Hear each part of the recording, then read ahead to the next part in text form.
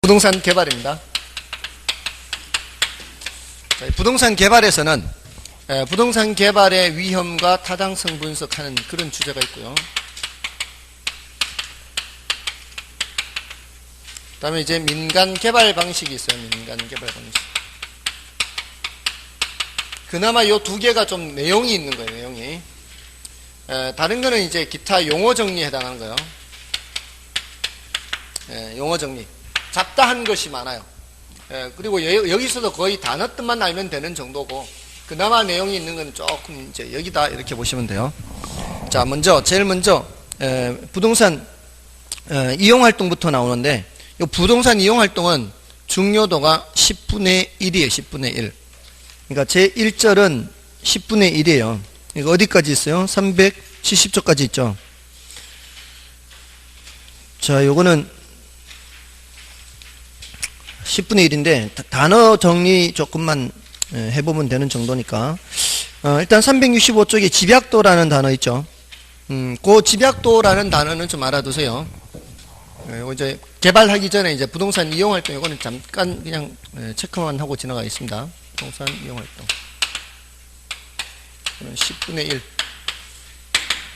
저기 집약도라는 단어는 노자토 이렇게 하시면 돼요. 노자토 많이 얘기했었죠. 노동자본토지 해서 노자토. 요 집약도가 높은 이용을 집약적 이용이라 하고요. 집약적 이용은 이렇게 층수가 이렇게 많이 올라가면은 집약적이 되겠죠. 층수가 덜 올라가면은 조방적이라 그래요. 집약적 이용이다. 이런 거는 조방적 이용이다. 이런 단어 뜻만 알면 되겠습니다. 그 다음에 넘어가셔서요. 집약 한계와 조방 한계, 요거는 뭐 참고로 보시고요. 입지 잉여와 한계 입지 이런 말 있죠. 입지 잉여라는 단어는 입지가 뭐예요? 입지.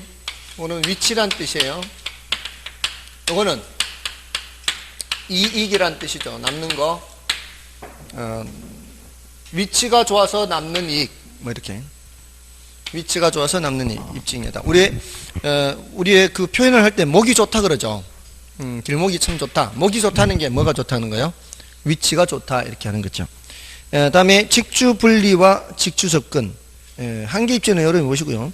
직주 분리와 직주 접근. 요거는 그래도 조금 다른 것보다는 중요도가 높다 보시면 돼요. 직주 분리, 직주 접근. 자, 직장과 주거지가 분리되는 현상, 직장과 주거지가 접근하는 현상. 그 원인은, 직주 분리는 도심의 고집가요. 땅값이 비싸죠. 그러면은 살기가 좀 벅차고요. 그리고 도심 환경도 악화가 돼요.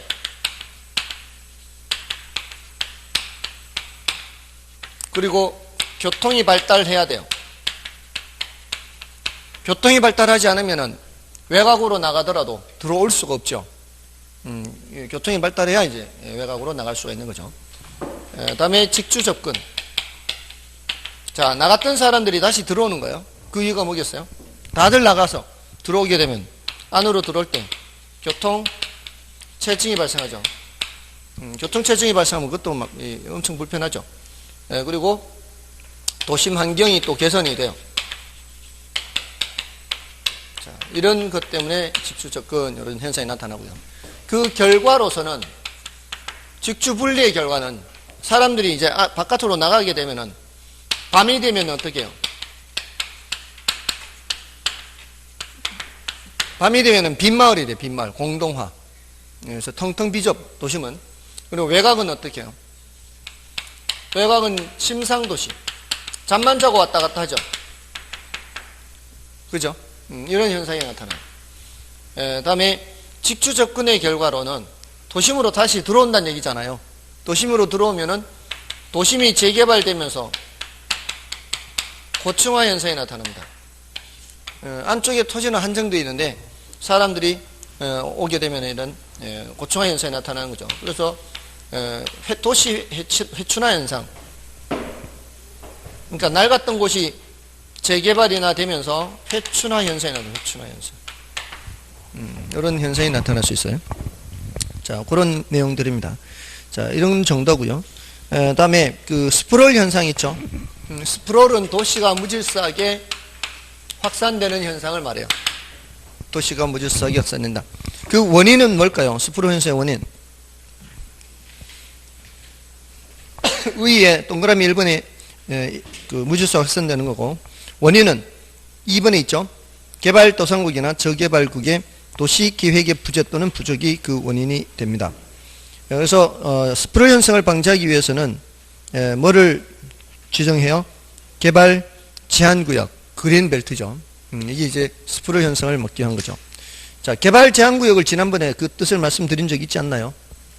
공법에서 개발 제한구역이란 하면서 제가 어떻게 말씀을 드렸었죠? 도시의 무질서한 확산을 방지하고 했잖아요. 도시의 무질서한 확산을 방지하고, 그게 이제 스프롤 현상을 막는 거죠. 또 두 가지가 더 있었는데요. 도시민의 건강한 생활 환경을 보호하고, 또 마지막으로 국가 안전 보장상, 국방부 장관 요청에 의해서 이렇게 했었죠. 그 세 가지. 다음에 넘어가시면 스프롤 현상의 유형. 뭐 이거는 고밀도 연쇄개발 현상, 저밀도 연쇄개발 현상, 이런 것들은 적정한 수준보다 밀도가 높으면 고밀도, 적정한 수준보다 밀도가 낮으면 저밀도, 이렇게 되는 거고요. 비지적 현상, 이런 말 있죠. 네, 비지가 그 한자가 날비자 땅지자예요. 날비자 땅지자. 이게 이제 그 비지국이라는 게 있거든요. 먹는 비지국 말고요. 지금 갑자기 표정이 먹는 비지국 생각하는 표정이었어요. 이게 뭔가 하면은 어떤 나라가 있는데, 그 나라 안에, 자, A라는 나라가 있는데 B라는 나라 안에 A 나라 땅이 또 있어요. 이렇게. 이런 나라를 비지국이라 그래요. 특히 이게 적국일 때 문제가 돼요. 적국일 때. 적국. 또 국이. 예전에 독일 있죠, 독일. 독일이 동독과 서독으로 나눠져 있죠. 그죠? 옛날에. 동독, 서독 있었죠. 베를린 장벽 무너졌잖아요. 동베를린, 서베를린 했잖아요. 그 동베를린, 서베를린 할 때 베를린이 어디 있었어요? 여기 이렇게? 아니에요. 베를린이 여기 있었어요. 베를린이 여기 있었다고요. 동독 땅 안에. 베를린시가. 그러면서 서베를린, 동베를린 이렇게 되는 거죠. 베를린 장벽이 여기 있었다고요. 여기. 이 장벽이 무너진 게 아니고 이 장벽이 무너진 거예요. 이게. 그러니까 사람들이 동베를린에서 서베를린 장벽 넘어가는 거죠. 저쪽 너머로. 서독 땅으로. 아시겠어요? 여기였대. 여기. 베를린이 서베를린. 모르셨구나. 모르셨구나. 그 당시에는 이 서독이 비지국이었다고요. 비지국. 지금은 이제 통일됐으니까 관계없는데. 자, 그래서 이 비지적 스프롤 현상은 여기 도시가 있으면 건너뛰는 거예요. 이렇게. 이러면서 찔끔 개발 이렇게 중간중간에 공지를 남겨놓고 이런 식으로 개발되는 거를 뭐라고 한다고요? 비지적 스프롤 현상이라고 그래요. 개구리 띵뛰기처럼. 됐나요? 자, 그게 비지적 스프롤. 다음에 스프롤 현상의 특징에서 그 특히 4번 지문 보세요. 4번 동그라미 4번. 스프롤 지대의 집가 수준은 일반적으로 표준적 수준 이하의 경향이 있다. 땅값이 대체로 낮을 수밖에 없죠. 무질서한 거니까 땅값이 낮습니다. 다음에 침입과 계승 있죠. 자, 여기서 침입은 침입의 동그라미 1번을 보세요. 침입이란 어떤 이용 주체 또는 토지 이용 형태의 새로운 이질적인 수준의 것이 개입되는 현상을 침입 그래요. 보통 주거지역에 상업용이 침입하는 경우가 많아요. 상업지역에 주거용이 침입하는 경우가 많아요. 주거지역에 상업용이 침입하는 경우가 많죠. 자, 이렇게 하나 둘 침입하게 되면은 어떻게 점점 이 지역은 상업지역으로 바뀌어가죠. 이렇게 바뀌어가서 완전히 상업지역이 돼버리면은 그것을 계승이라 그래요. 침입의 결과로 뭐가 나타나는 거요? 계승이 되는 거죠. 자, 이럴 때 주거지역에 상업용이 침입하게 되면은 집약도가 점점 올라가는 게 보통이거든요. 이런 침입을 확대적 침입이라 그래요. 그러니까 보통은 무슨 침입이 나타나는 거요? 확대적 침입이 나타나요. 이런 정도예요. 그다음에 이제 오른쪽 페이지에 한계지 집가법칙 있죠. 한계지 집가법칙, 한계지는 택지 이용의 최원방권이라고 그래요. 자, 이가 택지 지역이에요. 택지. 앞에 이제 오랜만에 나왔는데 택지 하면은 주거용이든 상업용이든 공업용이든 건물 지어 사용하는 거죠. 그죠? 이게 택지 지역이에요. 주상공. 그러니까 요 택지 지역이 이렇게 있으면 이 바깥에 벗어나면은 농지 지역이나 임지 지역 되겠죠. 택, 농, 임 하잖아요. 택지 이용의 최원방권에 있는 이 바깥에 있는 토지를 뭐라고 한다? 이걸 한계잖아, 한계지. 이런 건 한계지. 한계지 집가법칙 하죠. 자, 땅값이 보통 도심에서 외곽으로 나가면서 어떻게 해요? 떨어지죠. 그러다가 자, 여기가 뚝 떨어져요. 뚝 떨어져. 여기까지가 택지. 여기는 농지, 임지 이렇게. 자, 그러면 한계지가 여기 안쪽이라는 얘기입니다. 여기 한계지. 한계지 땅값에서 농지, 임지가 뚝 떨어지죠. 이런 현상이 나타나는 것을 단절지가라 그래요. 단절지가. 끊어져 있죠, 여기. 이런 걸 단절지가 현상. 됐나요? 그러겠죠, 대부분. 택지. 그래, 명색이 택지잖아요. 바깥에 있어도 명색이 택지이기 때문에 농지, 임지보다는 가격이 더 높습니다. 자, 그 다음에 좀 읽어보시면은, 이 특징이 동그라미 1번에 있어요. 이건 뭐 한 번 정도만 설명하고 마는 거예요. 그러니까 다음에 이거 설명 안 드립니다, 이제. 이거는 뭐 10분의 1인 정도이기 때문에. 동그라미 1번에 한계지는 해서 두 번째 줄에 있죠. 단절지가 현상이 나타난다. 이렇게. 다음에 동그라미 2번에 한계지 지가와 도심부 지가는 상호 무관하지 않고, 무관하지 않다는 얘기는 관계가 있다는 얘기죠. 얘하고 얘는 관계 있다면 서로 관련을 주고받는다는 거예요. 얘는 서로 관련이 있어요.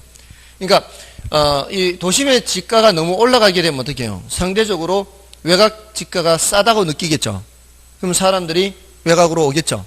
그럼 외곽 땅값도 올라가겠죠. 또 외곽 땅값이 너무 올라가게 되면은 상대적으로 도심 땅값이 싸게 되면 또 도심의 토지를 원하게 될 거고요. 서로 영향을 주고받아요.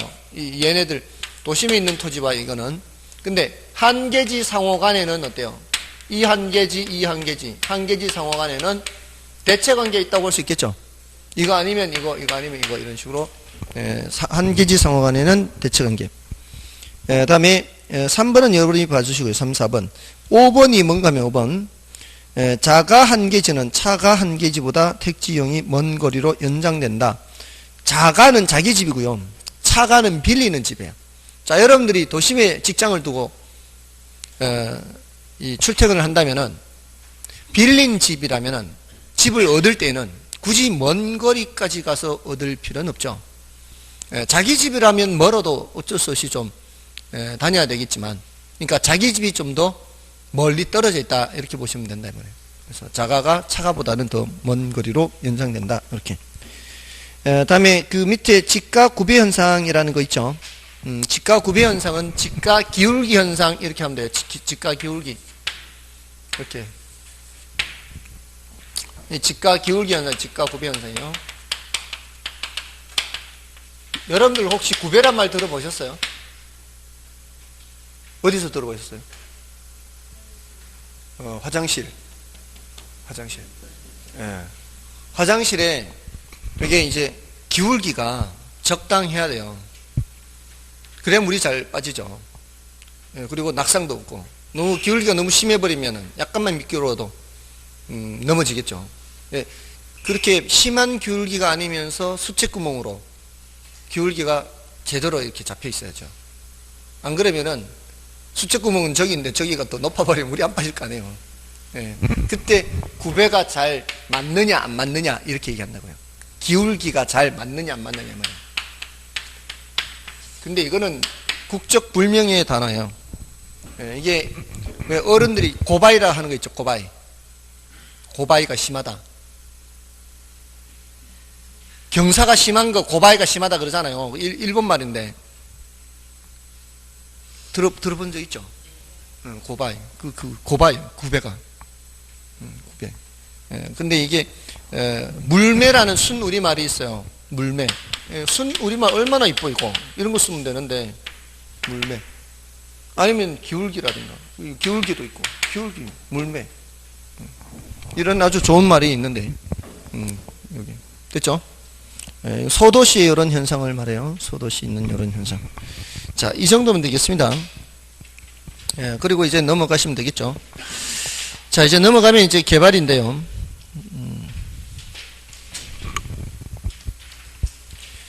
자, 부동산 개발에서는 이제 일단 앞에 단어를 좀 체크를 해보겠습니다.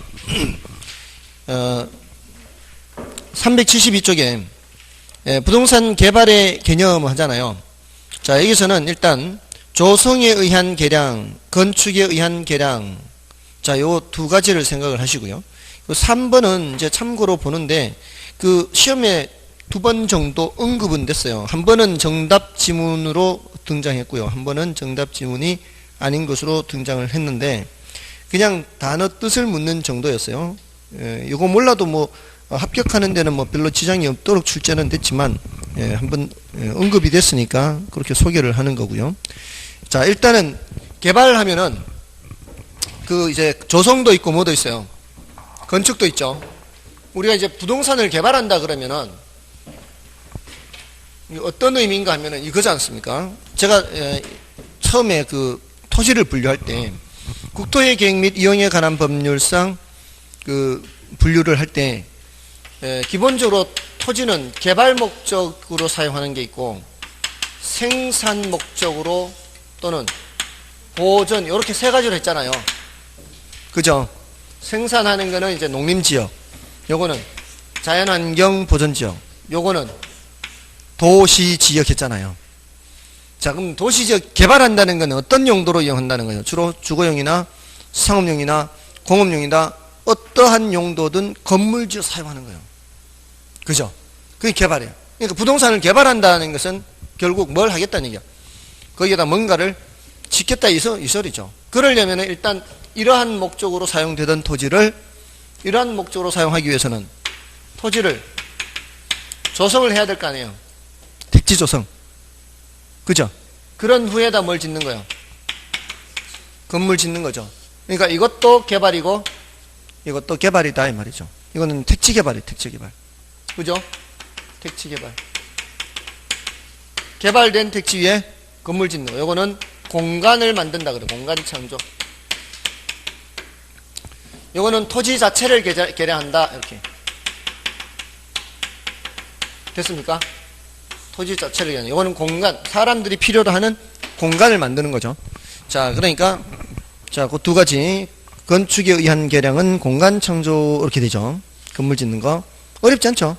자, 근데 괄호 3번에 이제 참고로 보시면은 부동산 개발업의 관리 및 육성에 관한 법률상 부동산 개발 이렇게 돼 있죠. 자, 거기에 뭐라고 돼 있어요? 부동산 개발은 토지를 건설공사의 수행 또는 형질 변경의 방법으로 조성하거나, 자, 여기도 조성 들어가 있죠.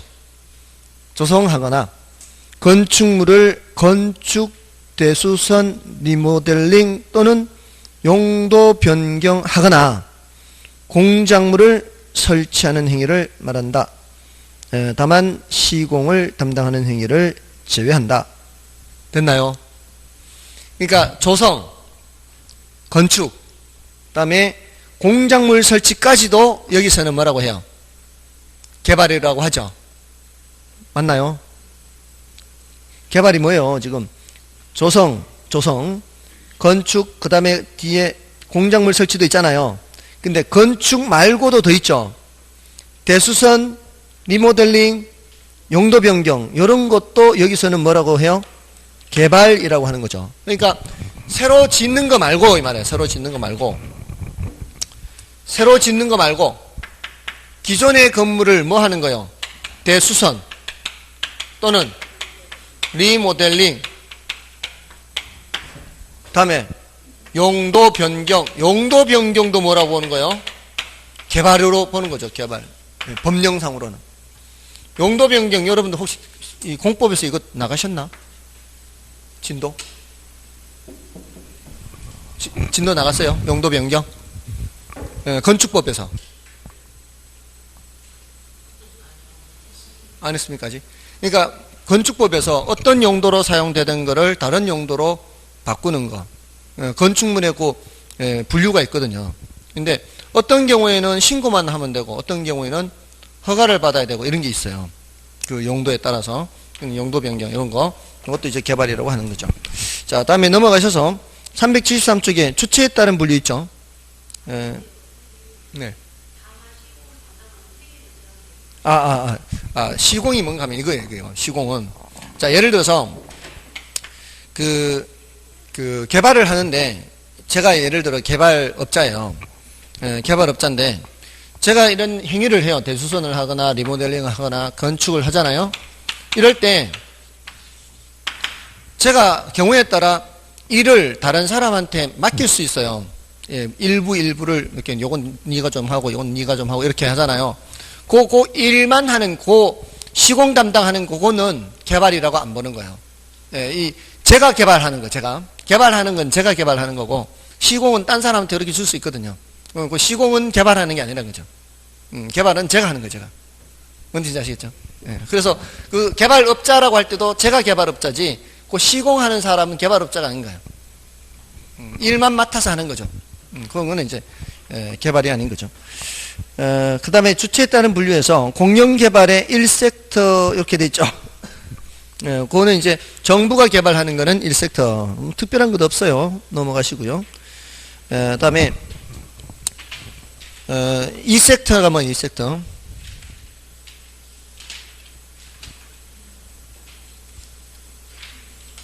이 섹터는 민간 개발 이렇게 돼 있죠. 그 이제 1섹터는 그렇게 이제 일단 뜻만 알아두시고요. 나중에 좀 더 설명을 드릴 거고요. 이번에 이제 민간 개발은 제 아까 말씀드렸듯이 몇 가지 좀 설명을 드려야 돼요. 그 좀 구별을 해야 되니까 이제 거기서 그 민간 개발의 유형의 자체 개발 사업 있죠. 그다음에 이제 오른쪽에 가시면은 등가 교환 공사비 대물 변제형 분양금 공사비 지급형, 다음에 사업 위탁, 사업 수탁 방식, 토지 신탁 방식 여러 가지 있죠.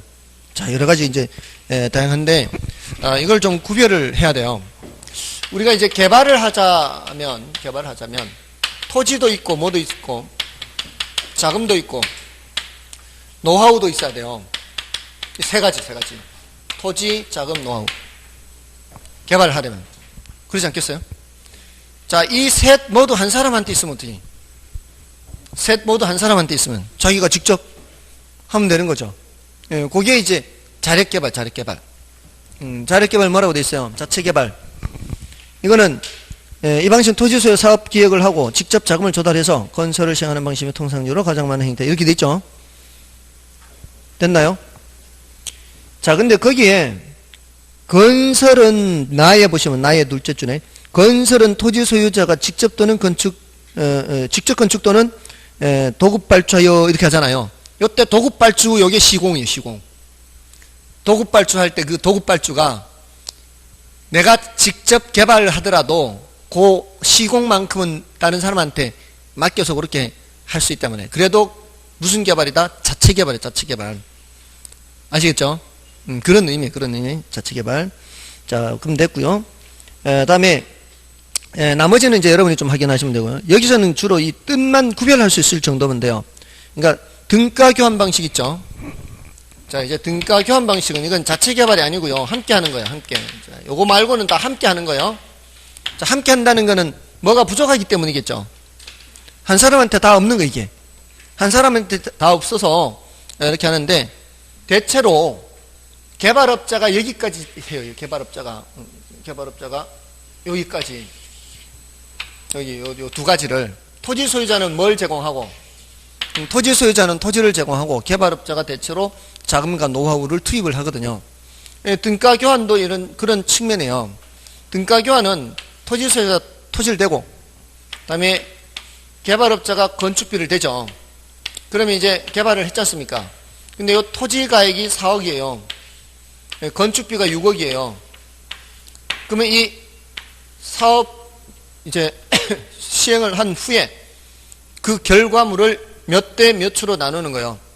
4대 6으로 나누는 거예요.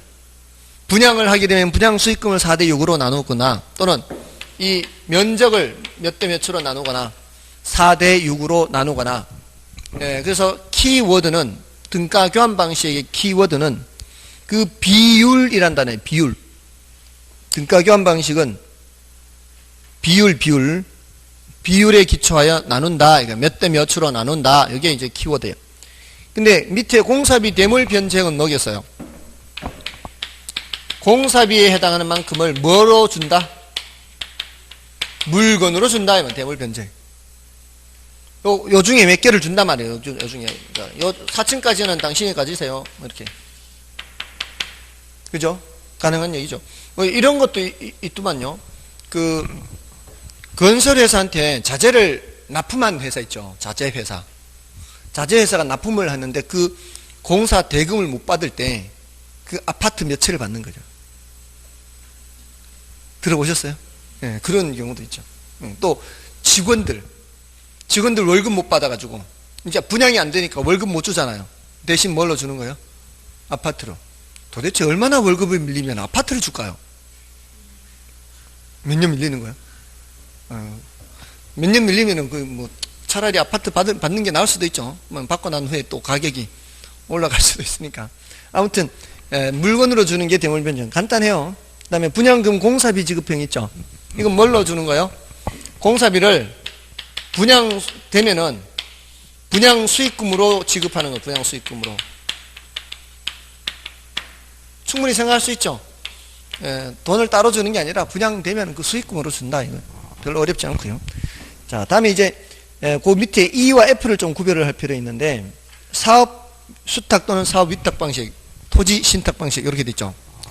자, 그 사업 위탁 또는 수탁 방식은 토지 소유자가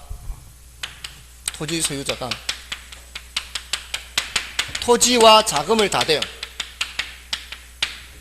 개발업자는 뭐만 제공하는 거예요? 노하우만 제공하는 거예요. 거기에 따른 수수료만 가져가요. 거기에 따른 수수료만 가져가고, 그리고 이 사업 명의는 당연히 누구 명의로 진행이 돼요? 토지 소유자 명의로 진행되는데, 이건 뭐 당연히 토지 소유자 명의예요. 근데 뭐하고 비교하기 위해서 이렇게 하는가 하면은 토지 신탁 방식이에요. 자, 이 토지 신탁 방식하고 구별하기 위해서 그래요. 얘가 좀 특별한 거니까.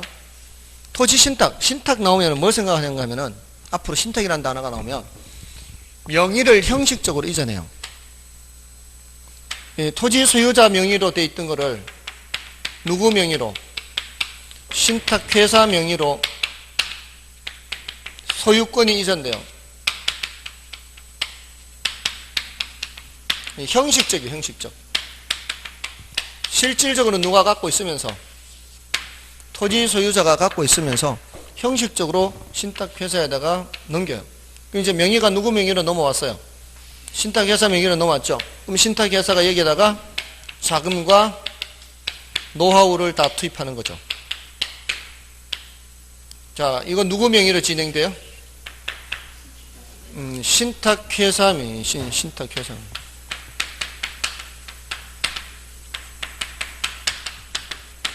신탁회사 명의로. 자, 그리고 개발되면 이제 자기네 수수료하고 이거 다 이제 회수를 하고, 그리고 이제 토지를 돌려주는 거죠. 만약에 거기에 그 건물 같은 것이 있다면, 그러면 그 공사비 같은 것도 거기에 해당하는 만큼을 다 회수를 해야 되겠죠. 뭐 저당 대출을 받든가 뭐 해서 그렇게 해서 돌려주는 거예요. 자, 이렇게 돌려줄 때에는 이제 분양형이 아닌 경우예요. 분양형. 개발하잖아요, 지금. 개발을 해서 분양을 해버리면은 각각이 다 구분 소유를 해서 분양받은 사람들이 가져갈 거 아니에요. 그럴 때는 수익금으로만 가는 거고, 다시 형식적으로 갔던 것이 다시 돌아올 때는 임대형의 경우. 그러니까 이거 분양하지 않고 세를 놨으면은 다시 돌아갈 수는 있지만, 분양을 해버리면 다시 돌아갈 수가 없죠. 근데 이제 그때는 수익금으로만 하는 거예요. 자, 그렇게 해서 신탁형 했고요. 토지 신탁 방식이에요. 다음에 그 376쪽에 이제 넘어가시면은 그 투자자 모집형 있죠. 투자자 모집형 그 옆에다가 신디케이트라고 써놓으세요. 신디케이트. 나중에 이제 신디케이트 할 때 함께 하게 되니까 그거는 투자자 모집이에요. 신디케이트. 요거는 부족한 자금을 모을 때 주로 사용하는 방식이고요. 그 다음에 컨소시엄 구성 개발 방식 있죠. 마지막에 있나요? 마지막에 H 컨소시엄 구성. 컨소시엄이란 말 들어보셨죠? 그 컨소시엄이란 말 나오면 어떤 생각이 들던가요? 컨소시엄. 자, 요거는 둘 이상의 회사가 연합법인을 만드는 거예요. 연합법인. 그러니까 그걸 컨소시엄을 구성한다 그래요. 예를 들어서 어떤 회사는 설계를 잘해요. 어떤 회사는 시공을 잘하는 회사가 있어요. 이게 시공을 잘한다는 얘기는 하자가 별로 없다는 얘기예요. 부실이 별로 없어요. 하자가 별로 없어요. 그런 회사 있지 않습니까? 설계를 잘하는 회사는 그 수납 공간이라든가 이거 사람들이 쓰기 아주 편리하게 이렇게 이 배치 같은 거 잘하는 거죠. 그 시공을 잘하면 하자가 없고요. 그리고 요거 분양을 잘하는 회사가 또 있어요. 분양을 잘하는 회사. 자, 이런 회사들이 힘을 합치는 거죠. 힘을 합쳐서 사업을 하는 거예요. 이럴 때 이제 컨소시엄을 구성한다 그래요. 이러면은 굉장히 성공 가능성이 높아질 수 있겠죠. 근데 반드시 그렇지는 않고요. 사공이 많으면 배가 산으로 가죠. 그런 단점이 있어요. 그러니까 좋은 것 같아도 안 좋은 점이 있는 거죠. 자, 그런 게 컨소시엄 구성 방식이에요. 다음에 넘어가시면은 토지 취득 방식에 따른 분류해서 환지 방식 있죠. 이것도 이제 단어들만 알면 돼요. 공법에 나오죠. 땅 교환하는 거. 다음에 전면 매수 방식은 매수 수용 방식을 말하는 거예요. 이것도 뭐 공법에 나오고요. 다음에 3번의 혼합 방식은 뭐겠어요? 1번과 2번을 합한 거예요. 그게 혼합 방식이고요. 신탁 개발 방금 했죠. 토지 신탁 이게 신탁 개발이에요. 토지 신탁이 신탁 개발입니다. 다음에 신개발은 뭐 별로 볼 거 없고요. 다음에 재개발은 일단 보지 마세요. 이거는 지금 이게 개정됐죠. 개정됐기 때문에 이게 보지 마시고요. 정비 사업의 유형에 따른 구분 있죠. 요거는 보지 마시고 B만 보세요. B 시행 방법에 따른 분류 있죠. 시행 방법에 따른 분류 해가지고 이게 보전 재개발, 수복 재개발, 개량 재개발, 철거 재개발 이렇게 하고 있죠. 자, 그 보전이라는 단어의 의미가 보전이라는 단어 옆에 써놓으세요. 보전은 현상 유지입니다. 수복은 그 옆에다가 복구해 놓은데 복구. 개량과 철거는 이제 여러분들이 보시는데 개량은 확장 개선 첨가 여기 요 체크해 놓으면 되죠. 개량에서는 그 확장 개선 그 뒤에 첨가 이런 단어 있죠. 그거 체크하면 돼요. 단어 뜻만 알면 되는 거예요. 자, 그럼 보전이 현상 유지다. 그럼 수복은 복구다. 그러면 생각해 보세요. 시행 방법에 따른 구분하고 있어요, 지금. 379쪽에 B에 보전, 가의 보전 있죠. 나의 수복. 그 보전이 현상 유지인데, 현상 유지를 한다는 얘기는 지금 노후화된 것이 있다는 얘기예요? 없다는 얘기예요? 노후화된 것이 없다는 얘기죠. 노화된 거를 현상 유지할 수는 없잖아요. 단어의 의미가 노화된 걸 현상 유지할 수는 없잖아요. 그러니까 현상을 유지하겠다, 보존하겠다 얘기는 노화 아직 된 것이 없어요. 된 것이 없는데 한다는 얘기는 앞으로 될 거를 방지하겠다 이 소리다 이 말이에요. 아시겠죠? 조금만 생각해 보면 당연한 얘기예요. 그러면 수복, 복구라는 얘기는 뭐 복구시킨다는 얘기는 노화된 것이 있다는 얘기죠. 그러니까 전부 다를 복구시키는 게 아니잖아요. 전부 다를 복구시키는 건 이건 철거지, 철거. 그러니까 철거가 아닌 수복이라고 하는 것은 대부분 그대로 놔두고 뭐만 복구시킨다.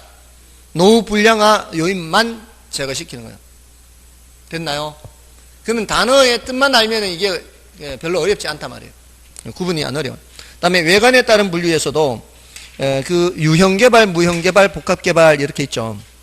유형개발, 무형개발, 복합개발. 유형은 물리적 형상의 변형이 있으면 유형개발. 무형개발은 물리적 형상의 변형이 없으면 무형개발. 그다음에 복합개발은 둘 다 나타나는 거. 됐나요? 자, 거기에 저기 있지 않습니까? 무형개발을 뭘 무형개발이라고 하는가 하면 여러분들 농지 지역이던 곳을 도시 지역으로 도시계획을 변경 고시하면 땅값이 바로 올라가 버리죠. 실제로 건물을 짓기도 전에 땅값은 올라가 버리죠. 그런 것들을 무형개발이에요. 무형개발. 아셨죠? 자, 그 정도면 되고요. 380쪽의 부동산 개발의 과정, 이거는 앞글자 따서 순서만 알면 돼요. 아예 부탁 근검마 해가지고 그렇게 중요도가 높지도 않고요. 그 다음에 마지막에 381쪽의 그 끝부분에 있는 부동산 개발의 위험과 타당성 분석. 요거는 이제 다음 주에 하도록 하겠습니다. 됐죠? 다음 주 맞나요? 다음 주 맞죠? 다음 주 수요일. 연휴가 목요일부터죠. 연휴가 목요일부터죠. 다음 주에 하겠습니다. 됐죠? 여기까지 하겠습니다. S였습니다. 감사합니다.